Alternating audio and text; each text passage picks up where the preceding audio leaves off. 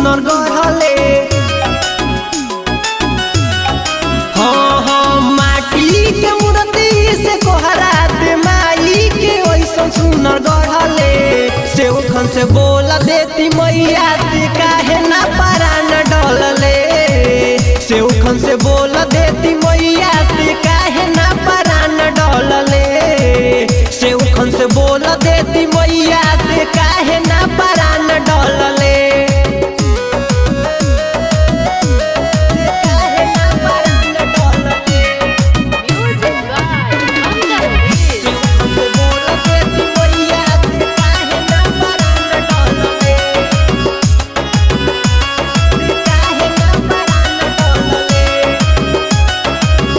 माटी के हार मन टीका बनवले। माटी के सोरह सिंगार सजवले।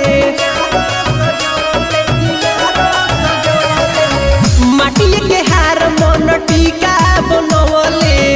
माटी के सोरह सिंगार सजवले। माटी के शेरवा लागता मंदिर से लेके चलले। सेवखन से बोल देती मैया ते काहे ना परान डलले। सेवखन से बोल देती मैया ते काहे ना परान डलले। सेवखन से बोल देती मैया ते काहे ना परान डलले।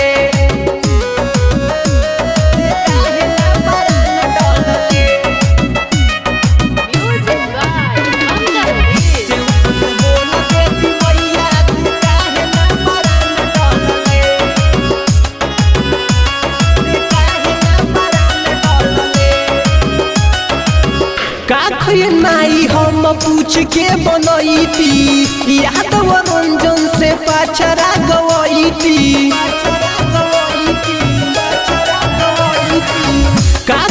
माई हम पूछ के बनैती यादव रंजन से पाछरा गवैती। शिवम कुल माई के अंगना बोलाई के पूजन करैले। सेवखन से बोल देती मैया ते काहे ना परान डलले। सेवखन से बोल देती मैया ते काहे ना परान डलले। सेवखन से बोल देती मैया ते काहे ना परान डलले। Mix by star music Hasanpura.